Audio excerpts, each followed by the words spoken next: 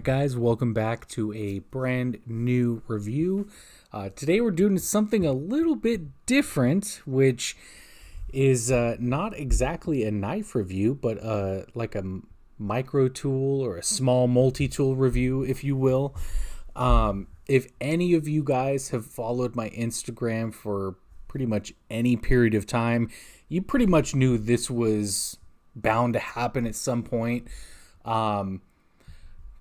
The Leatherman Squirt PS4 is something that I always carry on me, and there's a lot of good reasons for that. So this is going to be pretty much an off-the-cuff interview. Like I didn't write any like specific talking points or anything, so I'm going to kind of just freestyle it here. So first of all, this little multi-tool, and it's little, is 2 ounces in weight. The blade length is 1.6 inches. Closed length is 2 1/4. So real quick, I don't like do size comparisons in a lot of my videos, but I feel like this kind of warrants it just because of how small it is. So something kind of comparable. This is the Victorinox Classic. So as you can see, it's pretty close to the same size, tall wise, like that 2 1/4 2 1/4 inch. But as you can see, the Leatherman is about double as thick. Obviously there's a little bit more packed into the Leatherman, so it's kind of warranted. But as far as little tiny multi-tools go, that's kind of the size comparison there. A couple other things, Delica and Para 3, and just kind of one final Para 2. So as you can see, it is not it's not a big tool by any means, and the Para 3 is kind of on the smaller side of EDC knives, so same as the Delica. And you can see it's kind of a good amount smaller. So just to put that in perspective a little bit for you guys, this is not a big multi-tool by any means. It's not going to replace or, function as a large multi-tool. So that's one thing that you guys really have to keep in mind. This is not going to do the same job as like a Leatherman Charge or something in that caliber. This is going to be something that's like I don't even know, like something that literally, for me, this is what I do. I throw it in my watch pocket, and it's like my I'm kind of like an urban EDC guy, so I don't really go into a lot of situations where I need like crazy stuff. So this in most cases is perfect for me. It's not big. I still get, the pliers and all that cool stuff. So, if I need anything like that, it does a good job for me. If you need a full multi-tool or if you need real pliers, please keep that in mind. This is not going to be something that replaces that type of tool. Moving forward from that, the tools that are included with this is a 420 HC knife. It's kind of nice. I like how it's kind of like the little drop point blade. One thing that I don't necessarily love about it is its chisel ground. So you could see that edge on that side is ground what you would think normally. The opposite side is just has the tiny little bevel on it just to finish up the edge there.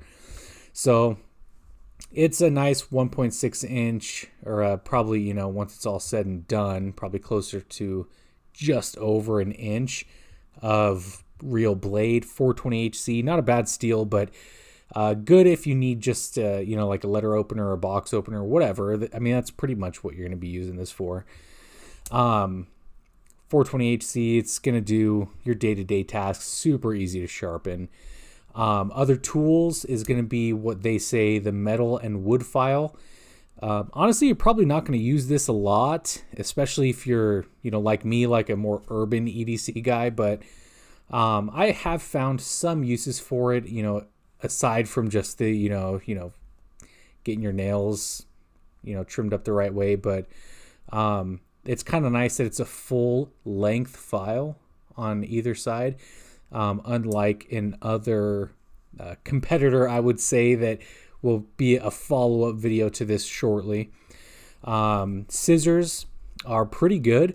I've gotten some pretty good use out of the scissors, just cutting up, random thread and stuff like that. Maybe tiny pieces of paper. I mean, it's not super great to use on long cuts or anything, but if you had to in a pinch, it would still do well.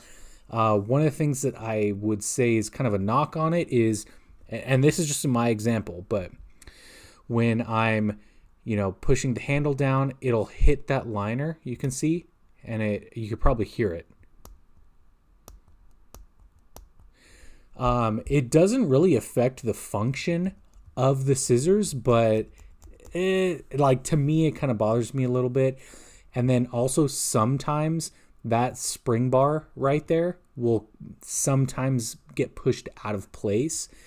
Once you move the hand a little bit, it quickly gets back into place. But again, something to keep in mind. I will say though, I've had this for a decent amount of time and I have used it quite often, and that little bar has not broken. Again, like another video that will shortly be following this one of a similar like small multi-tool, micro tool that did not fare so well, but so far it has held up, which I'm a little impressed about.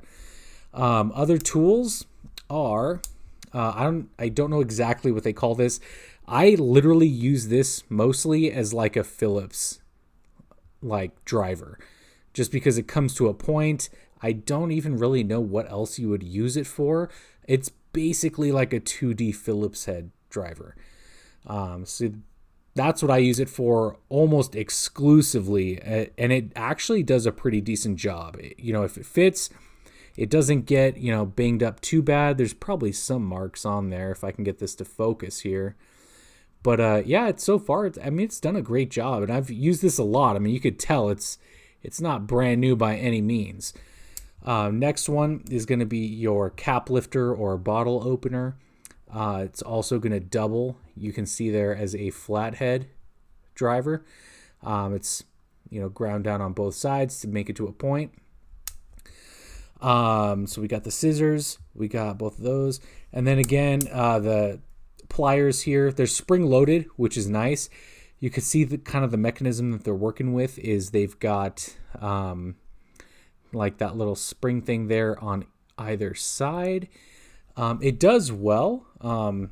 Again, I've had this for a long time. I carry it, damn near every single day, and it has held up. The springs haven't broken or anything like that. I will say if you don't, oil it super frequently, sometimes you can get a little bit of stick in there. But as long as you keep it taken care of and oiled up, it's not too bad. When they list all the available tools on this, they say the needle nose pliers, the pliers, and the wire cutters are all separate tools. I feel like that's, honestly, it's kind of a cop-out to like add the number of tools to your, little multi-tool. But, whatever. That's just a marketing ploy. Wire cutters, I've really honestly never used them for much aside from just cutting, maybe zip ties from like a kid's birthday party or something. The needle nose portion of the pliers do come together pretty well.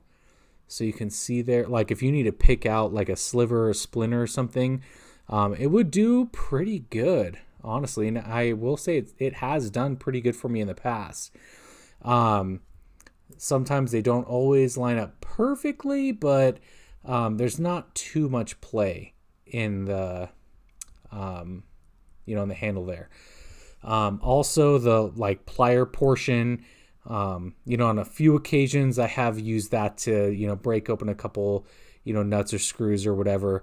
Nothing, super often or crazy or anything like that, but it does well enough. all things considered. Like I said, I would not say this is going to substitute for a larger multi-tool or the actual pliers in any case, but in a pinch, it might just help you out in a couple ways that you might not otherwise have an option for. So in my experience, this thing has served me amazingly well. Just as a, just the little tool that I throw in my watch pocket that I don't even have to think about. And if I need something, I have an option. If you don't have, an option to carry a full size multi-tool or, something like that, this is absolutely a must. I'm a firm believer that you should always carry at least something. And if you can't or don't really want to carry a full multi-tool, I don't really see any kind of reason you shouldn't be carrying something like this. It's only 2 ounces. It's only about 2¼ inches, in this dimension. Don't know exactly on the width, but it's not that thick. I mean, let's see here. Just a tiny bit thicker than a Delica. So, I mean, if you throw this in your watch pocket or in your back pocket or whatever, you're honestly really not going to notice it unless you're wearing like basketball shorts or sweats or something. But yeah, this thing has served me incredibly well over the years. I absolutely recommend it. Now, price point wise, it's not super cheap. So if as far as what I've seen at the time of this recording, they run about $40, and that might change slightly depending on where you pick it up. But even still, the value that you're getting, and at least for me personally, the use that I've gotten out of it, I can't remember how much I bought this exact one for, to be completely honest. I want to say it was probably around that cost, but it was money well worth spent. I got so much more use out of this than what I spent that it's a no-brainer. Absolute no-brainer. Leatherman Squirt PS4 is an absolute must. If you can figure out any way to incorporate it into your EDC, I highly suggest you at least try it out. You will not be disappointed. So there it is. Thank you guys for watching my very quick, impromptu review, if you will, of the Leatherman Squirt PS4. Like and subscribe if you like the content or if you want to stay up to date on the future videos. Also, Instagram link is down in the description as well. So go ahead and hit that up too if you want to stay up to date on like the day-to-day operations, the back, behind the scenes shots. And again, thank you guys for watching. We'll see you next time. Thank you.